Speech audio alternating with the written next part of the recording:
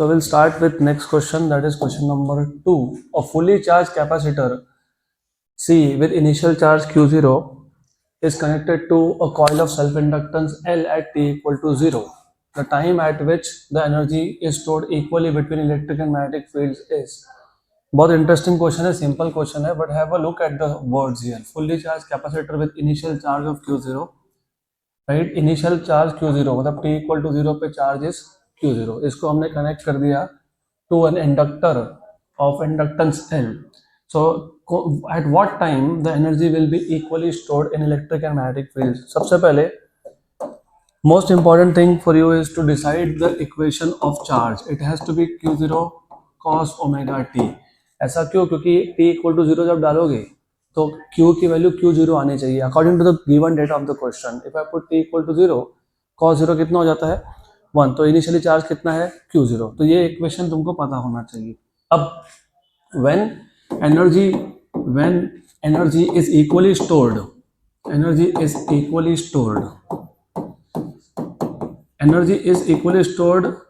in electric and magnetic field, इसका मतलब क्या होता है? इसका मतलब ये होता है कि उस इंस्टेंट ऑफ टाइम पे energy stored in the capacitor, और remember energy stored in the capacitor is half of total energy उस इंस्टेंट पे. क्यों ऐसा? क्योंकि शुरू में एनर्जी सिर्फ किसमें था? कैपेसिटर में था. अब डिस्चार्जिंग चालू हुआ तो मैग्नेटिक फील्ड में एनर्जी कन्वर्ट हो रहा है. तो एक टाइम ऐसा आएगा जिसमें half energy is in electric field of capacitor and half is in magnetic field of inductor. और उन्होंने बोला है एनर्जी इक्वली स्टोर्ड. इक्वली होने का मतलब होता है कि कैपेसिटर में इनिशियल एनर्जी का हाफ और इंडक्टर में भी इनिशियल का हाफ. तो energy stored in the inductor is half of total energy. Is that clear? पक्का. तो what is energy stored in the electric field of capacitor का फॉर्मूला? हाँ, हाफ CV स्क्वायर. लेकिन जब तुमको V के बारे में कुछ बोला हो तो यहाँ पे चार्ज का इंफॉर्मेशन है ना, तो Q square by 2C, Q square by 2C equal to half. What will be the initial total energy? Same Q square by 2C, लेकिन Q0 स्क्वायर बाय 2C, क्योंकि इनिशियली चार्ज Q0 था. That is why it is important. इसका मतलब I can cancel out this, right. तो उस instant of time पे Q square की value हो जाएगी Q0 स्क्वायर बाय 2. तो उस इंस्टेंट पे आ जाएगा Q equal to Q0 bye √2. ये इक्वेशन नंबर 2 को इस इक्वेशन नंबर 1 में सब्स्टिट्यूट करना है. That's it. इतना ही सॉल्यूशन है उसका. So from equation number 1 and 2, your Q is Q0 by √2 equal to Q0 cos omega t. Q0 हो गया कैंसल, तो 1 by √2 equal to cos omega t. तो ये आता है पाई बाय 4 पे. तो cos of pi by 4 equal to cos of omega t, मतलब pi by 4 equals to omega t. तो t equals to pi by 4 omega. तो pi by 4 omega what is omega? 1 upon root of LC. Omega is 1 upon root of LC. तो याद आएगा pi by 4 root LC.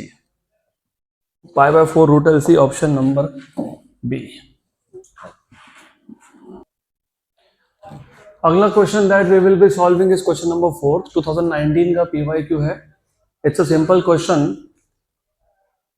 A series AC circuit containing an inductor 20 millihenry, a capacitor 120 microfarad and resistor of 60 ohm is driven by AC source of 20 volt 50 hertz.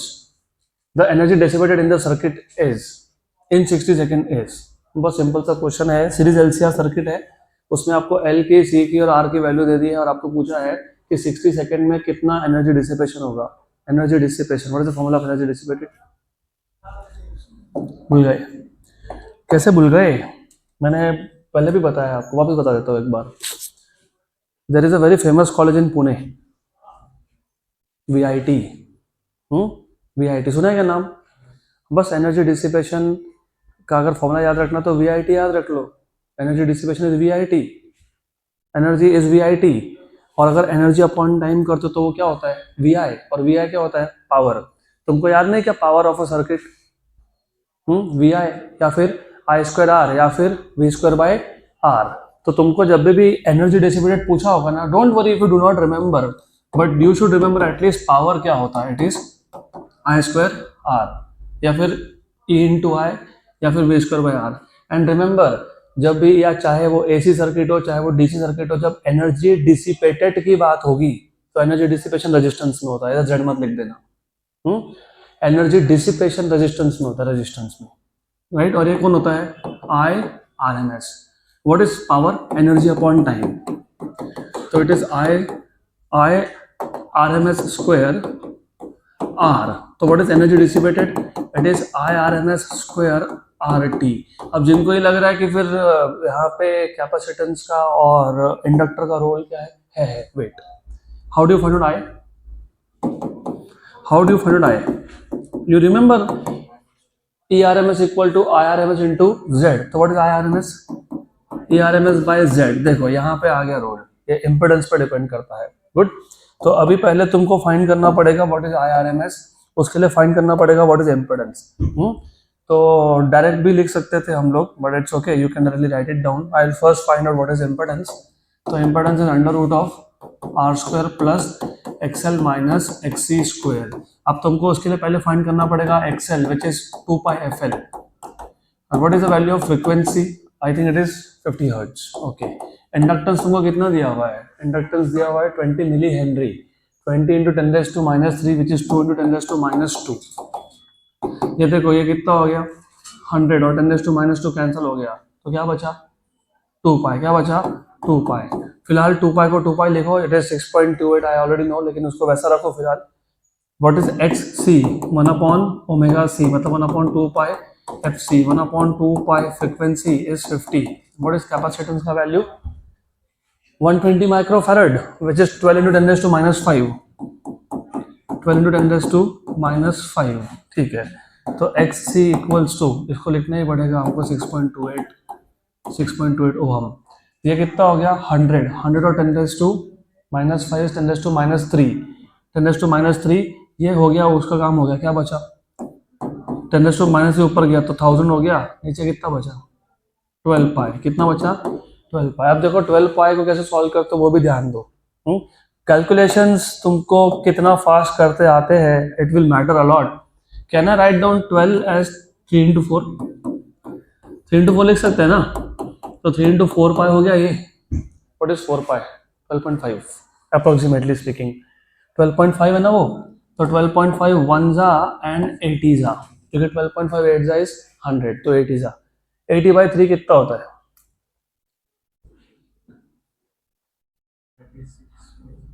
अरे 80/3 कितना होता है? 81/3 कितना होता है? 27 होता है ना, तो 27 मान लो उसको, 27 मान लो उसको, तो 27 आ गया वो, 27 ओहम। ये आ गया आपका एक्सी का value. XL minus XC find कर लेते हैं, चलो उसका स्क्वायर ही करना है तो करते बैठेंगे। तो you have impedance equals to under root of R square plus XL minus XC का स्क्वायर। मैं थोड़ा सा अप्रोक्सीमेशंस में ही कैलकुलेट करने वाला हूँ। आर, व्हाट इज रेजिस्टेंस का वैल्यू? कितना? 60 का स्क्वायर प्लस एक्सएल का वैल्यू कितना आया था? 6.28। आई विल मेक इट 6 या फिर 7 भी चलेगा, because I am doing very rough calculation. What is XC का वैल्यू? 81/3 27 का स्क्वायर। 60 स्क्वायर इज 3600 प्लस 20 का square. What is 20 square? 400। Very good. How much is this? Root of 4000। 4000 ना? What is root of 4000?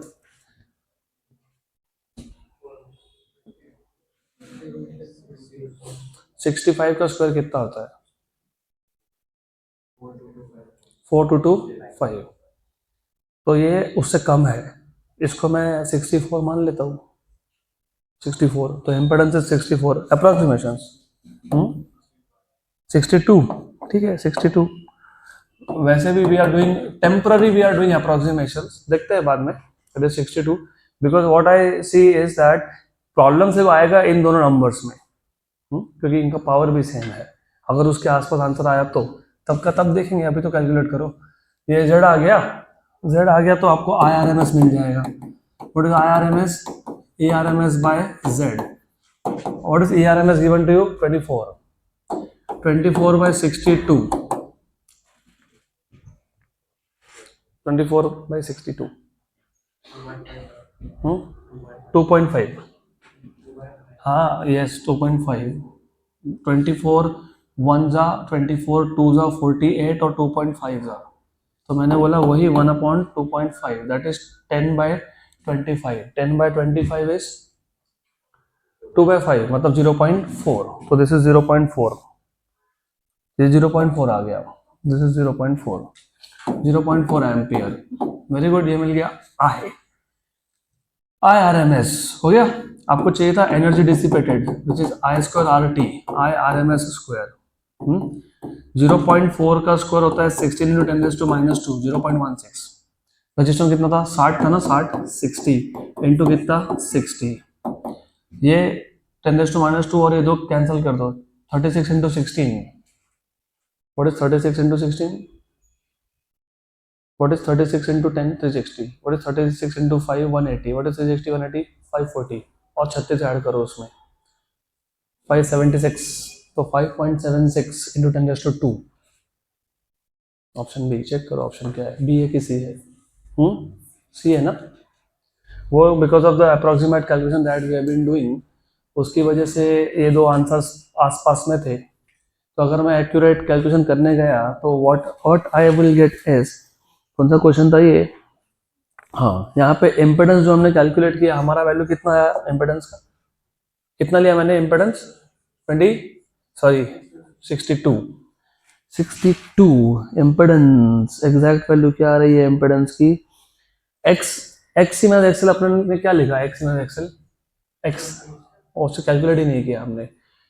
Anyways, ये हमने 20 लिखा और 20.25 है वो. तो एग्जैक्ट वैल्यू करने जाओगे तो ये 20.25 आता है. और वो 20.25 यूज करने के बाद जो इम्पेडेंस का वैल्यू है, they have not found it out, वो डायरेक्टली आंसर लिख दिए. तो एनीवेज, IRMS उसका वैल्यू भी डायरेक्ट लिख दी. तो they have directly written final answers. तो if you do exact calculations, sorry for that, but you will have to do exact calculation by yourself. तो वो आएगा 517 जूल. एग्जैक्ट करना पड़ेगा आपको, तो एग्जैक्ट आप करोगे. तो I will just basically tell you the process of this. तो ऐसा प्रोसेस था. डन.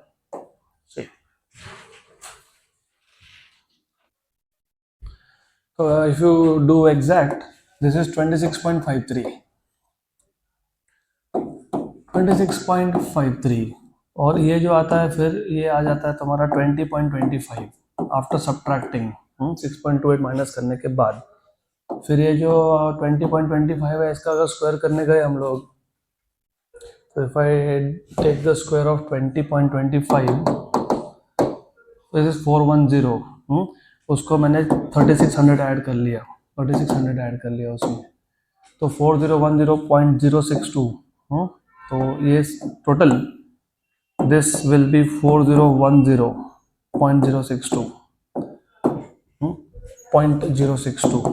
अब यहाँ पे भी मैंने रफ कैलकुलेशंस किए थे, इसको भी एग्जैक्ट कर लेते हैं. इसका रूट ले लेते हैं, इसका स्क्वायर रूट ले लेते हैं. इसका स्क्वायर रूट ले लिया, आ गया 63.32.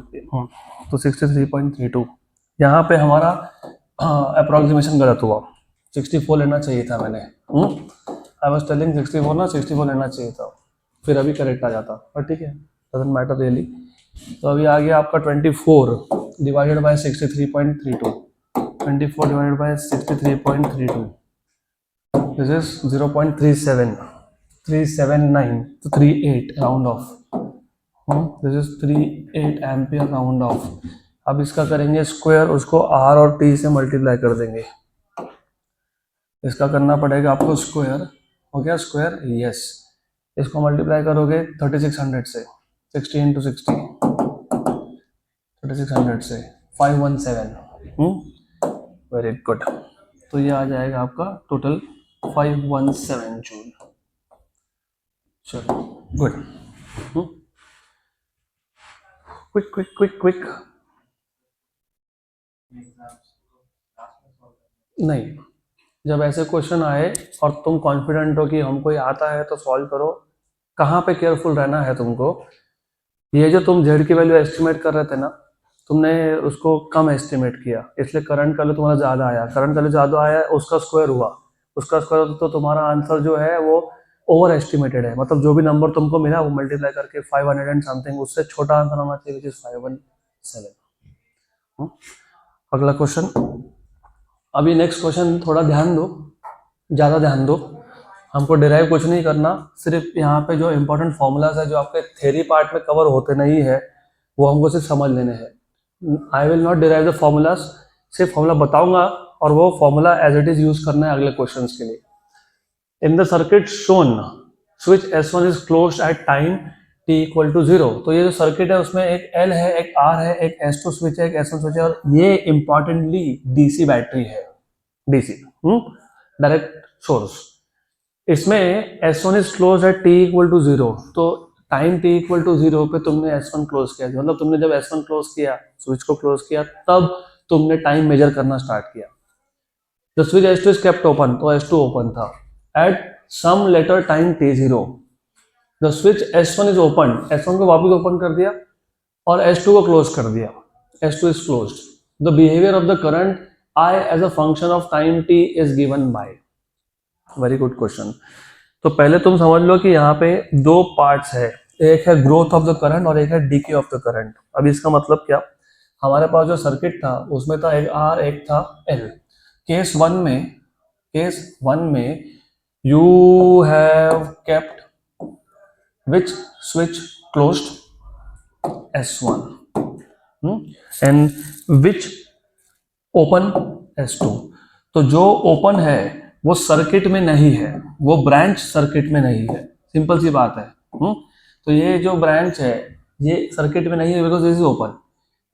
और यहाँ पे आ गया आपका रेजिस्टेंस, यहाँ पे आ गया आपका inductor, this is R and this is L। तो जैसे तुमने इसको स्विच को क्लोज किया, जैसे तुमने स्विच S1 को क्लोज किया, क्या होगा, current will start increasing in the circuit, इसको बोलते हैं ग्रोथ। तो करंट इज ग्रोइंग, तो व्हेन करंट इज ग्रोइंग उसका एक इक्वेशन बनता है I equal to I0 1 minus e raise to minus t by tau. And tau पता है क्या है, टाइम कांस्टेंट याद है क्या, L बाय R होता है। तो remember in the growth phase, तो ये केस वन जो है, case one is the growth of current, growth of current, तो वो होता है I0 1 minus e raise to minus t by tau, where this tau is time constant which is L by R। ये पहले भी बताया तुमको मैंने, इलेक्ट्रोमैटिक इंडक्शन में बताया था, मैंने बोला था कि इस टॉपिक के क्वेश्चन आगे आएंगे तब बताऊंगा वापस से। तो this is a time for you to know again how to verify, हमने ये सही लिखा कि गलत, उसको वेरीफाई करने का तरीका है। At time t equal to 0 तुमने जस्ट तभी की को क्लोज किया, स्विच को क्लोज किया, मतलब करंट 0 था। तो t इक्वल टू 0 डाल के देखो, e raise to 0 and e raise to 0 is 1, 1 माइनस 1 0, तो current is 0। With time current बढ़ रहा है अब, और जब टाइम इन्फिनाइट हो जाएगा, अब ये भी इंपॉर्टेंट है, डू यू रिमेंबर इलेक्ट्रोमैटिक इंडक्शन में हमने देखा था energy stored in a coil, याद है, इलेक्ट्रोमैटिक इंडक्शन याद है आपको, मैंने आपको बोला था कि when there is a current changing in the coil, magnetic flux changes, magnetic flux changes तो EMF is induced, EMF is induced तो करंट इज इंड्यूस्ड, और वो जो करंट होता है वो ओरिजिनल करंट को क्या होता है, अपोजिट डायरेक्शन में, और वो जो इंड्यूस्ड करंट है वो ओरिजिनल करंट के मैग्नेटिक फील्ड को डेवलप होने में क्या करता है, अपोजिशन, उसके वजह से क्या होता है, वर्क डन। तो इसके लिए ओरिजिनल करंट को कुछ टाइम लगता है to go to its peak value, पक्का। तो after sufficiently long time current की वैल्यू क्या होनी चाहिए सर्किट में, कांस्टेंट एंड पीक, क्योंकि डीसी है ना, डीसी में पीक वैल्यू होगी ना फाइनली, एसी नहीं है, एसी में 0 फिर बढ़ता है फिर कम होता है फिर नेगेटिव साइड में जाता है, ये डीसी है। तो डीसी में क्या हो जाएगी value, constant, put t equal to infinity, put t equal to infinity, e raise to minus infinity मतलब 1 upon e raise to infinity मतलब 1 अपॉन इन्फिनिटी मतलब 0, 1 माइनस 0 इज 1, तो कितना हो गया I0। तो ये जो ग्रोथ फेज है मैथमेटिकली स्पीकिंग ये आपके दोनों कंडीशन को सेटिस्फाई कर रहा है कि t इक्वल टू 0 पर 0 करंट और t इक्वल टू इन्फिनिटी पे peak current which is the constant current. तो ये ग्रोथ फेज है। अब जब आपने S1 को कर दिया ओपन और S2 को कर दिया क्लोज, तो when you open S1 and close S2, तो उस केस में ऐसा होता है। अब this is important, this is very very very very important. तो उस केस में S2, उस केस में ऐसा होता है। अब एक बात बताओ, इसमें अभी कोई बैटरी है क्या? नहीं, बैटरी नहीं है, लेकिन यहाँ पे जो EMF इंड्यूस हुआ था उसने क्या इंड्यूस कर दिया था? करंट इंड्यूस कर दिया था। और वो जो इंड्यूस करंट है अभी धीरे धीरे क्या होगा? वो डीके होगा, कम होगा। तो ये जो डीके फेज होता है इसका भी फॉर्मूला है, इसका फॉर्मूला डायरेक्ट है I equal to I max which is peak value of the current, basically peak value of the current I naught e raise to minus t by tau. इसमें 1 माइनस नहीं आता, इसमें सीधा सीधा e raise to minus t by tau. ये decay phase है। क्या ये डीके फेज है? यहाँ पे भी टाउ क्या है? टाइम कांस्टेंट है। और टाइम कांस्टेंट क्या है? L by R. अब मैं जानबूझ के टाइम कांस्टेंट ये वर्ड 2 बार यूज कर दिया, क्योंकि एक क्वेश्चन था नीट में, टाउ का डायमेंशन पूछा था, टाउ को टाउ बोला ही नहीं था, L बाय आर बताओ, what are dimension of L by R? If I am saying it is time constant which means it has the dimensions of time, तो cross verify for yourself. But anyways, कम से कम ये तो समझा कि growth phase में you have kind of exponential growth. This is not a linear growth, linear तो नहीं है, और डीके फेज में भी लीनियर नहीं है। तो बताओ मेरे को आंसर क्या है?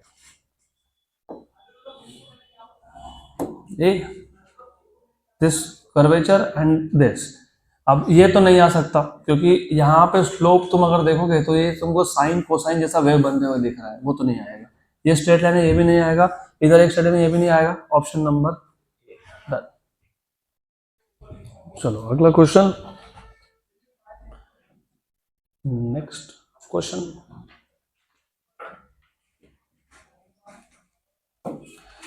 Okay, 2019 JEE mains, and is a very simple question. If you read the question properly, in the figure shown, a circuit contains two identical resistors R and R, with resistance value of 5 ohm. And by the way, these two are in parallel. Parallel में है तो you remember R by N. अगर सारे resistors की value same हो तो R by N.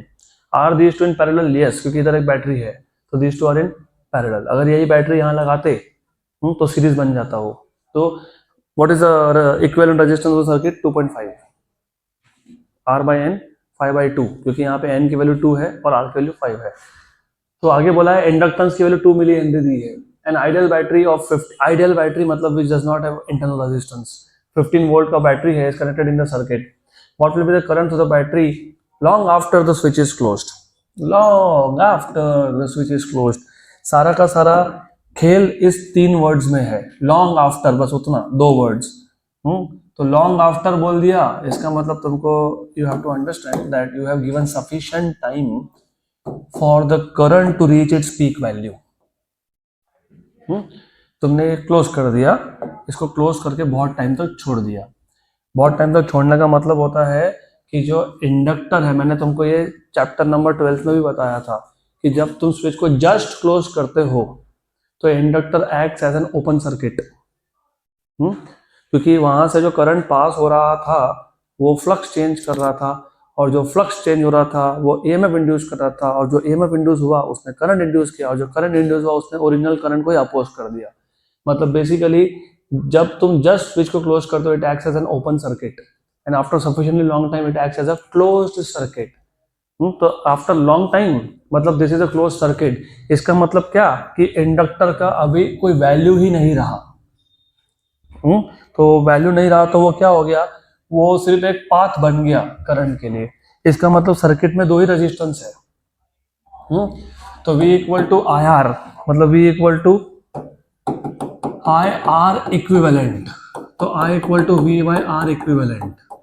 Wait, यहाँ पे V इज 15 और R इक्विवेलेंट इज 2.5, क्योंकि मैंने पहले से बता दिया तुमको कि ये दोनों पैरेलल में है। तो पैरेलल में है तो R बाई N, R की वैल्यू 5, N की वैल्यू 2, तो 2.5।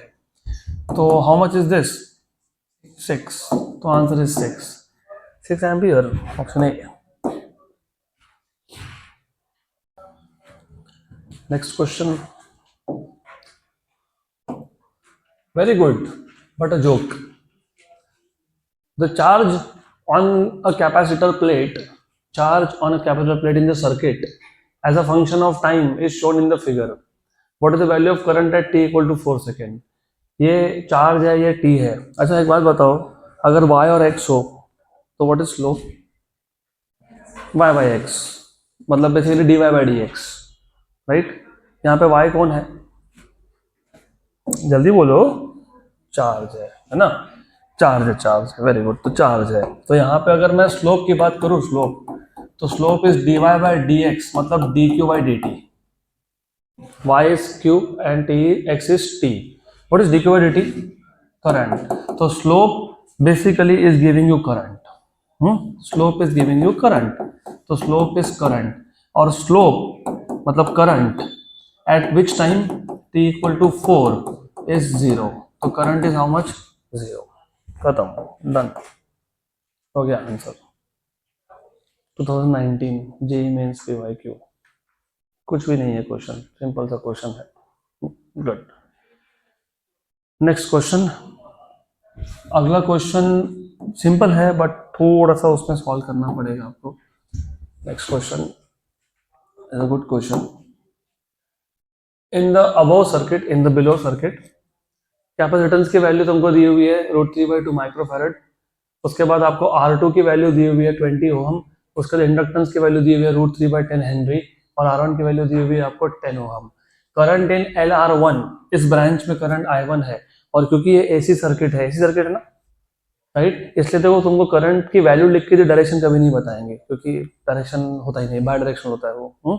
ऊपर से ये जो LR है, ये ब्रांच में इंडक्टेंस है, तो यहाँ पे EMF लीड करेगा, करंट लैग करेगा। और क्योंकि ये ब्रांच में कैपेसिटर नहीं है, तो जो एडजेसेंट साइड है वो तो R है, लेकिन अपोजिट जो साइड है इम्पीडेंस ट्रायंगल का, वो कौन है? XL है, right. Then in CR2 branch, इस CR2 ब्रांच में करंट कितना है? I2, और इस CR2 ब्रांच में कैपेसिटर और रजिस्टर है। तो ऊपर वाले ब्रांच में, CR2 ब्रांच में कौन लीड कर रहा है? करंट लीड कर रहा है, क्योंकि वो कैपेसिटिव हो गया, और लैग कौन कर रहा है? EMF। तो इम्पीडेंस ट्रायंगल में जो सामने वाला साइड है वो XC है। The voltage of AC source is given bye, तो वोल्टेज दे दिया, पीक वैल्यू मिल गई, ओमेगा मिल गया। Phase difference between I1 and I2, I1 and I2 का फेज डिफरेंस पूछा है आपको। चलो ठीक है, तो दो केसेस है, दो केसेस है। वैसे तो I can tell you now अभी अभी आंसर इज 150। क्यों बताता हूँ रीजन? जो ऊपर का ब्रांच था, कौन लीड किया? करंट, करंट लीड किया, वेरी गुड। पक्का? श्योर?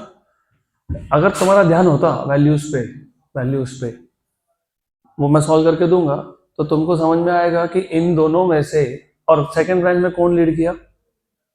EMF। पहले में कौन लीड किया? करंट। दूसरे में कौन लीड किया? EMF। मतलब करंट लैग किया, लीड लैग। एक केस में करंट इज लीडिंग, दूसरे में लैगिंग। तो एक में करंट का वेक्टर एंटी क्लॉकवाइज में आगे है, एक में पीछे है, और ऑब्ट्यूज एंगल बनेगा।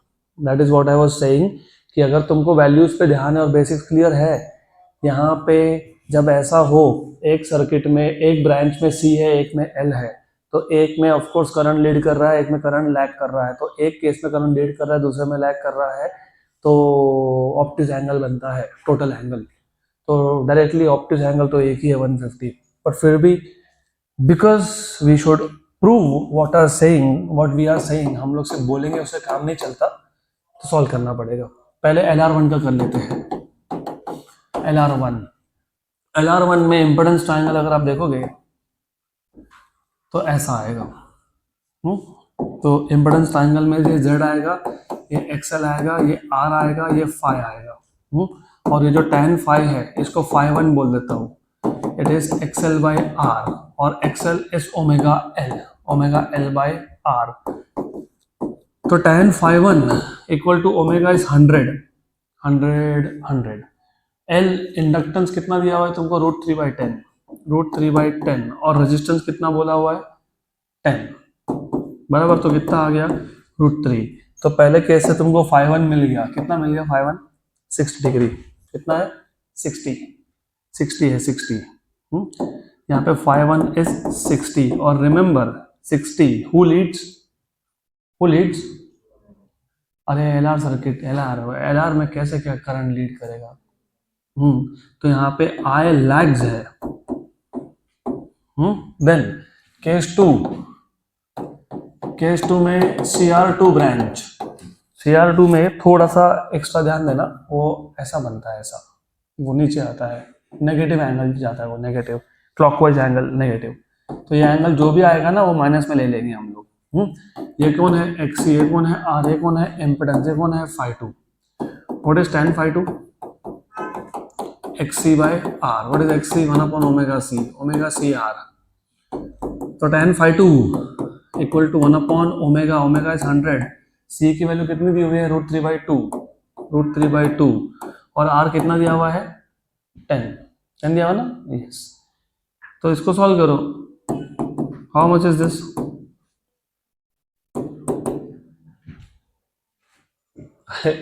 सॉल्व करके बताओ। माइक्रोफैराड भूल गए? माइक्रोफैराड छोड़ दिया तो आंसर ही नहीं आएगा तुम्हारा। माइक्रो 10⁻⁻⁶, ये 10⁻+3 है, हाँ कि ना? हाँ। और ये कितना है? -6, तो कितना बचा? -3, ऊपर जाके क्या हो गया? +3। क्या हो गया? +3। रुको देखते हैं। +3 हो गया ना? +3 ऊपर आके 10⁻+3 था, ये ऊपर आके 10⁻+3 हुआ, मतलब √3, और ये क्या आ जाएगा? 2। पक्का? श्योर? 100%? तो 2000/√3। What is 2000/√3? A very big number. Very big number, तो tan की वैल्यू 90 के आसपास है। इसलिए मैथ्स पता होना चाहिए, इसीलिए तो मैथ्स पता होना चाहिए। तो 90 के आसपास ही आएगा वो, 99 point something. 2000 divided by 1.732, 1154। So basically this number is so big कि जो tan की वैल्यू है वो तुमको 90 ही लेनी, मतलब थीटा की वैल्यू तुमको 90 लेनी पड़ेगी। तो यहाँ पे tan φ2 is basically 1154 point something, I don't care what it is. तो φ2 की वैल्यू अप्रोक्सीमेटली कितनी हो गई? 90 हो गई with minus sign. Minus sign है यहाँ पे, माइनस लगाओ मत लगाओ वो तुम्हारी मर्जी है। तुमको टोटल फेज डिफरेंस निकालना है, तो φ1 minus φ2, φ1 was 60 minus of -90 is 150। 150 वो तो हमने पहले से टिक करके रखा है, 150। So this is 1154 approximately। अगला question. By the way, do you know how tan का ग्राफ looks like? राइट, ऐसा जाता है वो। कॉस साइन पता है ना? चलो नेक्स्ट क्वेश्चन। नेक्स्ट हम लोग करने वाले थे 12th। This is a good question again. 2019 वापस से, मतलब 2019 में good number of question they asked. A coil of self inductance 10 milli henry and resistance of 0.1 ohm is connected through a switch. तो थोड़ा क्वेश्चन अच्छे से पढ़ लो। क्वेश्चन में क्या बोला है? हमारे पास एक कॉइल है जिसका सेल्फ इंडक्टेंस का वैल्यू 10 है और उसी कॉइल का रेजिस्टेंस 0.1 है। इसको हमने कनेक्ट किया through a switch to a battery of internal resistance, मतलब बैटरी का रेजिस्टेंस 0.9 है और कॉइल का 0.1 है, तो टोटल रेजिस्टेंस 1 हो गया, क्योंकि तुमने डायरेक्टली इंडक्टर को किसके साथ कनेक्ट कर दिया? बैटरी के साथ। इंडक्टर का रेजिस्टेंस है 0.1 और बैटरी का है 0.9। After the switch is closed, the time taken for the current to attain 80% of the saturation value, 80% of the saturation value. अच्छा, this is also good question. तो पहले क्वेश्चन समझ लेते हैं। क्वेश्चन में हमको बोला है कि हमारे पास सिर्फ एक इंडक्टर है और सिर्फ एक बैटरी है, बस, बाकी कुछ नहीं है। दो ही चीजें हैं, inductor and a battery. As I have told you twice thrice, उससे भी ज्यादा बार शायद, मैंने आपको बोला था कि इंडक्टर एक कंडक्टिंग मटेरियल का बनता है और कंडक्टिंग मटेरियल का रेजिस्टेंस होता है। तो यहाँ पे इंडक्टेंस के साथ साथ फ्री में रेजिस्टेंस भी आ गया, इसको मैं R1 बोल देता हूँ। कितना रेजिस्टेंस आ गया? 0.1। और जब तुम एक सेल या एक बैटरी बनाते हो तो जिस मटेरियल से तुम सेल या बैटरी बनाते हो उस मटेरियल का खुद का रेजिस्टेंस होता है, उसको बोलते हो इंटरनल रेजिस्टेंस। और जो बैटरी था इसका, अच्छा इसका वोल्टेज नहीं दिया है, डजेंट मैटर, तो स्मॉल आर बोल देता हूँ, 0.9 इंटरनल रेजिस्टेंस है वो, 0.9 ओहम, ऐसा है। Good. Then after the switch is closed, switch बंद कर दिया क्योंकि तुमने इसको स्विच के थ्रू कनेक्ट किया हुआ है यहाँ पे, तो यहाँ पे एक स्विच है, की है, यू वांट टू से switch, you say switch, you want to say a key, you can say a key. So this is a switch S. When you close the switch, क्या होगा? ग्रोथ ऑफ द करंट होगा। क्या होगा? Growth of the current होगा। और मैंने अभी आज थोड़ा टाइम पहले बताया ग्रोथ फेज में क्या होता है, 1 minus e raise to minus t by tau, और टाउ की वैल्यू तुमको मैंने ऑलरेडी बता के रखी है, एल बाई आर। वो यूज करेंगे, लगेगा तो यूज करेंगे, नहीं लगेगा तो नहीं यूज करेंगे, देखते हैं। यहाँ तक क्लियर? आपको क्या पूछा है? आपको पूछा है कितने टाइम के बाद करंट की value 80% of the saturation value होगी। सैचुरेशन वैल्यू मतलब पीक वैल्यू, सैचुरेशन मतलब peak maximum. 80% of the peak is 0.8 I not. तो ये क्वेश्चन नंबर 1 था। क्वेश्चन के हिसाब से जो करंट है सर्किट में वो 80% होना चाहिए सैचुरेशन का, मतलब पीक का 80%, मतलब 0.8 होना चाहिए इसका, ऐसा क्वेश्चन है। पक्का पक्का? तो सब्स्टिट्यूट कर दो। तो from 1 and 2 let us see what happens. From equation number 1 and 2 you get I की जगह पे 0.8 times of I0 equals to I0 1 minus e raise to minus t by tau. Tau find करना पड़ेगा हमको, ठीक है। तो I0 हो गया कैंसिल, ये हो गया कैंसिल। ये e raise to minus t by tau को इधर लाओ, तो e raise to minus t by tau 1 minus 0.8 which is 0.2। तो you have e raise to minus t by tau minus t by tau equal to 0.2, 0.2, और ये 1 upon e raise to t by tau, 0.2 is 1/5, it is 2/10, तो 1/5 हो गया वो, which means that you have e raised to t by tau equals to 5, which means that अगर e हटाएं तो क्या लेते हैं हम लोग?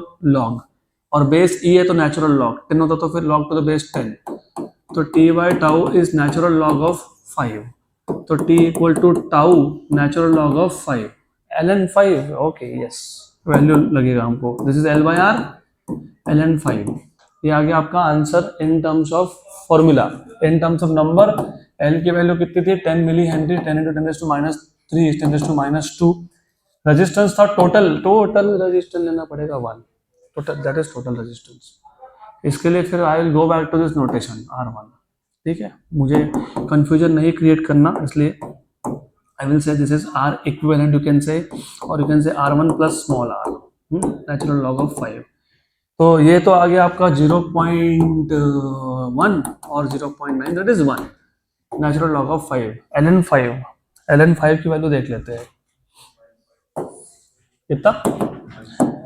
5 का ln 1.60 इंटू 10⁻², 1.60 इंटू 10⁻², मतलब 0.016 एम्पियर, सॉरी सेकेंड्स, टाइम पूछा है, एम्पियर कहाँ लिख रहे हैं, सेकेंड, 0.016, ऑप्शन नंबर ए। अगला क्वेश्चन, वापस से बहुत अच्छा क्वेश्चन है, good question. Consider the LR circuit shown in the figure.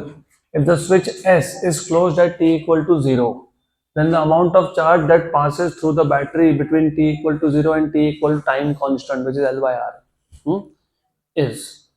अच्छा क्वेश्चन है, बस सिंपल सा LR सर्किट है। उन्होंने बोला है जब हमने स्विच को क्लोज किया तब t इक्वल टू 0 था, मतलब अभी ग्रोथ फेज है, करंट का ग्रोथ फेज है, तो 0 टाइम से लेके L बाय R टाइम में टोटल कितना चार्ज फ्लो होने वाला है थ्रू द बैटरी। तो very good and very simple question, you require integration here. क्यों इंटीग्रेशन? क्योंकि मैंने अभी बताया ग्रोथ फेज में करंट होता है I0 which is peak value 1 minus e raise to minus t by tau, this is what you need to know. अब क्योंकि चार्ज पूछा है, अब चार्ज पूछा है तो आपको I की जगह पे क्या लिखोगे आप? dq by dt, because that is definition of current. So from 1 and 2 and D Q by D T तो आ गया। अब तुमको ये भी पता होना चाहिए, देखो if you look at the answer, they are telling you answer in terms of E R E R E R E R. बराबर, पक्का, श्योर। ये circuit after sufficiently long time बन जाने वाला है रेजिस्टिव सर्किट, क्योंकि आफ्टर लॉन्ग टाइम ये जो होता है ये शॉर्ट सर्किट होता है। इसका मतलब सर्किट में कौन बचा? Resistance. What is Ohm's law? V equal to I R, बराबर, V equal to I R. तो what is I? V by R, और I naught is E by R. तो ये जो आई नॉड है ना, आई नॉड, ये बन जाएगा E by R after sufficiently long time. Peak value will be voltage by resistance E by R, क्योंकि सफिशिएंटली लॉन्ग टाइम के बाद इंडक्टेंस का कोई मतलब ही नहीं रहता, वो शॉर्ट सर्किट बन जाता है। मतलब जब करंट की वैल्यू पीक हुई तब सर्किट में सिर्फ रेजिस्टेंस था। तो इसके लिए क्या लिखोगे? E by are. आ गया E by R, excellent, very good. इस टाइप के क्वेश्चन सॉल्व करने का कुछ मतलब भी बनता है, तो क्या है, वही वही सब सब्स्टिट्यूट करते रहो, आंसर मिल जाता है। Very good. अब तुमको पता है, पता तो होना चाहिए, ये जो इक्वेशन नंबर 2 है ना, ये इक्वेशन नंबर 3, सॉरी, ये जो इक्वेशन 3 है ये डिफरेंशियल इक्वेशन है, variable separable form. Charge is changing with time, तो ये एक वेरिएबल है, और टाइम तो वेरिएबल है ही, बाकी सब कुछ कांस्टेंट है, सब कुछ कांस्टेंट है। ई कांस्टेंट है, आर कांस्टेंट है, टाइम कांस्टेंट है, क्योंकि वो एल बाय आर होता है। तो ये वेरिएबल सेपरेबल फॉर्म में डिफरेंशियल इक्वेशन आया, तो क्या करते हो? Separate the variables. D Q को एक साइड पे रखो, टाइम को एक साइड पे रखो, सिर्फ डी टी को उठाओ, वहां शिफ्ट कर दो। तो वो कर दिया, तो तुमको मिल गया d q equal to e by R 1 minus e raise to minus t by tau, साथ में डी टी लगा दे यहाँ पे, हो गया। इसके बाद क्या करते हैं? इंटीग्रेट करते हैं। एक्सेलेंट, इंटीग्रेट करते हैं। तो इंटीग्रेट करते हैं तो तुम इसको सिर्फ करोगे अभी इंटीग्रेट, इंटीग्रेट, बराबर। अब जब इंटीग्रेट कर रहे हो तो जब t की वैल्यू 0 थी, मतलब वो स्विच जो था वो ओपन था, तो चार्ज भी 0 फ्लो हो रहा था, और t टाइम के बाद जितना भी चार्ज फ्लो हुआ क्या बोल दिया? q। और हमको वही तो फाइंड करना है ना, वही तो पूछा है, q तो पूछा है। dq का इंटीग्रेशन क्या आएगा? q, अपर लिमिट माइनस लोअर लिमिट करके क्या हो गया? q। e बाय आर क्या है? कांस्टेंट है, उसको निकाल लिए बाहर। अब मैं इसके दो इंटीग्रल करने वाला हूँ, एक है 1 इंटू डी टी, मतलब इंटीग्रेशन डी टी, दूसरा है integration of e raise to minus t by tau d t. दोनों का लिमिट्स तो सेम लगने वाला है, 0 टू टी, लिमिट्स तो सेम, पक्का पक्का, गुड गुड। तो you have therefore q equals to, therefore q equals to e by R को भी बाहर ही रखते हैं, उसको बाहर ही रहने दो। What is integration of dt? It is just t minus what is integration of e raise to f of x? e raise to f of x upon derivative of f of x। तो e raise to minus t by tau upon derivative with respect to time, क्योंकि integration is over time, minus t by tau. इसको गलती से भी differentiate with respect tau मत कर देना, tau constant है, वेरिएबल नहीं है, variable of integration is time from 0 to t। Very good. तो you have q equals to e by R t minus e raise to minus t by tau. What is derivative of minus t upon tau? Minus 1 by tau constant है, वो तो बाहर आ गया। और time का derivative with time is 1, 0 to t, सही है। तो ये आ गया q equal to e by R t minus, ये टाउ ऊपर गया और माइनस माइनस क्या हो गया? Plus, excellent. टाउ आ गया ऊपर, e raise to minus t by tau from 0 to t, good. Upper limit minus lower limit, e by R, upper limit तो यही है, अपर लिमिट तो t ही लिखेंगे फिलहाल तो, टेम्पररी, या upper limit. when you put lower limit, when you put lower limit, t की जगह पे क्या आएगा? 0, क्या आएगा? 0 plus tau into e raise to minus 0, क्योंकि t की वैल्यू कितनी आ गई? 0 आ गई, आ गई, आ गई, गुड गुड। ये तो 0 है, ये 1 है, और ये क्या बचा फिर? टाउ, क्या बचा? टाउ, तो याद रखना टाउ बचा वहां पे। तो q equal to e by r, you have t, this is t, plus tau e raise to minus t by tau था कि नहीं, और टी की वैल्यू क्या दी है तुमको, एल बाई आर। तो यहाँ पे क्या लिखोगे, ये टाउ को क्या लिखोगे, what is tau, what is tau, L by R, and what is t, L by R. तो ये क्या हो गया, कैंसल, कैंसिल हो गया ना, वो कैंसिल हो गया, टाउ की वैल्यू भी एल बाई आर और टी की वैल्यू भी एल बाई आर। तो मैं डायरेक्ट भी लिख सकता था, मैं डायरेक्ट ही लिख देता हूँ, बेटर रहेगा।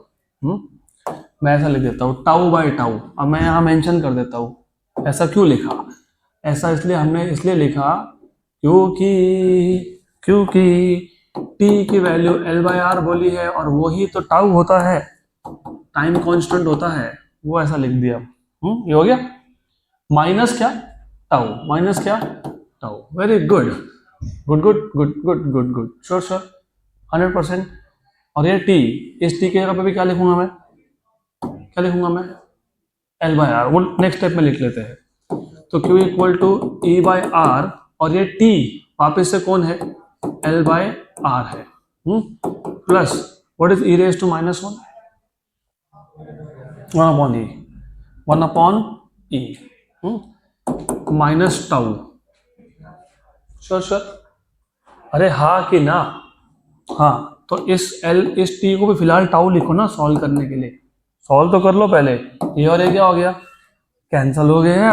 तो Q इक्वल टू क्या आ गया, ई बाय आर आ गया, और टाउ खुद क्या है, एल बाय आर, और साथ में कौन है, ई। तो क्या आ गया, E by R square, L E by R square, और ई की वैल्यू होती है 2.7। तो L E by 2.7 R square, option number C.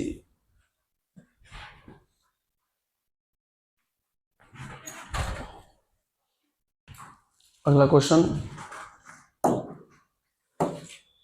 Oh very good, this is a question. LC oscillation को तुम ऑसिलेटर के साथ कंपेयर करके इसका आंसर डायरेक्ट दे सकते हो। LCR circuit behaves like a damped harmonic oscillator. Damped harmonic oscillator याद है, नहीं याद है तो पहले डैम्ड हार्मोनिक ऑसिलेटर याद दिलाना पड़ेगा। अब तो मैं ज़्यादा डेप्थ में जाऊंगा नहीं, because if you want to revise you can any time go and watch the videos of that chapter, simple harmonic motion या फिर ऑसिलेशंस। डैम्ड हार्मोनिक ऑसिलेटर में if you remember what we had is, हमारे पास था एक spring which was connected to a rigid support. मैं सिर्फ concept revise कर रहा हूँ, and of course you had a spring here, और इसके नीचे था एक लोड, तो you had a load below this. इसके नीचे हमने एक लोड लगा के रखा था, लोड, और ऑफ कोर्स यहाँ पे एक स्प्रिंग है, definitely you have a spring here. तो यहाँ पे एक स्प्रिंग है जिसका स्प्रिंग कांस्टेंट था K। उसके बाद you had when, T shape का एक हमने रॉड लगाया था जिसको हम लोग वेन बोलते हैं, वेन, ऐसा टी शेप का रॉड था। उसके बाद हमने क्या किया था, हमने लिया था एक कंटेनर, इस कंटेनर में हमने भर दिया था फ्लूइड। ये जो फ्लूइड है वो इसके लिए हमने रखा so that the motion is damped. यहाँ पे एक फ्लूइड है, तो this is fluid over here. अब जैसे ही मैं इस ब्लॉक को, ये जो ब्लॉक दिख रहा है तुमको, जैसे ही मैं उस ब्लॉक को ऐसा नीचे खींच के छोड़ देता हूँ, इट परफॉर्म्स ऑसिलेटरी मोशन। तो there are two forces involve now, one is the restoring force due to spring which is minus kx। याद है क्या, स्प्रिंग को अगर तुम ब्लॉक को नीचे डिस्प्लेस कर रहे हो थ्रू डिस्प्लेसमेंट x, तो स्प्रिंग में रिस्टोरिंग फोर्स डेवलप होता है विच इज माइनस kx। एक रिस्टोरिंग फोर्स है, दूसरा है डैम्पिंग फोर्स। मैंने वेन क्यों लगाया, क्योंकि देखो कैसा है, अगर मैं ये नहीं भी लगाता तो क्या मोशन डैम नहीं होता, ड्यू टू एयर होता, लेकिन जो एयर का ड्रैग फोर्स होता है उससे डैम्पिंग बहुत स्लो होता है। तो थोड़ा सा डैम्पिंग फास्ट होने के लिए हमने ऐसा सिस्टम लगाया था, और जो डैम्पिंग फोर्स होता है वो प्रोपोर्शनल टू वेलोसिटी होता है, if you remember. So there are two forces acting on the system. One is the restoring force, and other is the damping force. तो इस सिस्टम में दो फोर्सेस है, restoring force is due to spring and damping force, right? So you should remember restoring force is minus kx and damping force is minus bv. where B is called as damping constant. And but force itself is mass into acceleration, तो ma equal to minus kx minus bv, तो ma plus kx plus bv equals to 0. अब मैं question पढ़ूंगा, मैंने question अभी तक read नहीं किया. LCR circuit behaves like damped harmonic oscillator, मतलब तुमको ये याद होना चाहिए, कंपेयर करना है तो. Comparing it with a physical spring mass damped oscillator having damping constant b, the correct equivalence would be. तो what will be the correct equivalence, ऐसा आपको पूछा है. Very good. So tell me, how will you compare an LCR circuit with a damped harmonic oscillator? बताओ. देखो compare कैसे करेंगे, पहले तो तुम इसको डिफरेंशियल इक्वेशन बनाओ. What is A? dv by dt. What is V? dx by dt. So it becomes d2x by dt square plus kx. और ये bv, v is dx by dt. तो मैं इसको पहले लिख लेता हूँ, b dx by dt. v is dx by dt. इसको मैं इक्वेशन नंबर 1 बोल देता हूँ. अब जो LCR सर्किट है, LCR सर्किट जो है वो तुमको अच्छे से पता होना चाहिए. कभी कभी हमको लगता है कि हमको सब पता है, लेकिन जब क्वेश्चन सॉल्व करने बैठते हैं तब समझ में आता है कि हमको कितना पता है और कितना बाकी है. तो ऐसा है, यहाँ पे हमने एक E लगा दिया था, यहाँ पे था इंडक्टेंस L, यहाँ था कैपेसिटेंस C और यहाँ है रेजिस्टेंस R. और अगर आपको याद होगा तो यहाँ पे जो ड्रॉप ऑफ पोटेंशियल है वो EL है और यहाँ पे जो ड्रॉप ऑफ पोटेंशियल है वो EC है और यहाँ पे ER है. पक्का? तो फिलहाल मैं ऐसा लिख सकता हूं कि E equal to EL plus, चलो तुम बोलोगे फिर कैसे लिख दिया ऐसा. Anyways, you remember Kirchhoff's loop law, KVL, Kirchhoff's voltage law, summation of all the EMFs is 0. तो summation of all the EMF is 0. ये तीनों EMF की बात चल रही है यहाँ पे. तो summation of all 3 EMF is EL plus EC plus ER equal to 0. What is EL? What is EL? What is EL? IXL. Very good. What is EC? IXC. What is ER? IR equal to 0. पक्का पक्का. Good. गलती की तो गए. देखो छोटी सी गलती भी कर दी ना तुमने तो तुम गए और गए. तो ये जो EL है ना, इसको तुमने IXL लिखने की गलती कर दी, राइट. इसको IXL मत लिखना, इसको L di by dt लिखना. ये जो EL है वो है आपका L di by dt. This is L di by dt.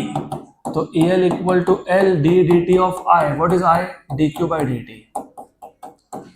तो EL equal to L d2q by dt square. और जो EC है, EC if you remember it is Q by C. और जो ER है दैट इज IR, इसको रहने दो. But what is I? dq by dt. अब ये सारे के सारे जो इक्वेशंस तुमने बनाए EL, EC और ER के, ये सारे के सारे इक्वेशंस आपको यहाँ सब्स्टिट्यूट करने पड़ेंगे. So therefore what is EL? L d2q by dt square. What is EC? Q by C. What is ER? R dq by dt. R dq by dt equal to 0. Equation 2. अब equation 1 और 2 को compare करो. Compare 1 and 2. If you compare, do you see इधर जो मास है, मास M, इधर वो कौन है? L. बराबर? पक्का श्योर. तो कंपेयर करोगे तो L की वैल्यू क्या आ रही है? M. और B मतलब कौन आ रहा है? R. तो R इज लाइक B. और वहां पे वो Q, यहाँ पे X, तो K और यहाँ पे 1 by C. तो K क्या आ रहा है? 1 by C. तो 1 by C equal to K आ गया. Look at the option and tell me. C. पक्का डन.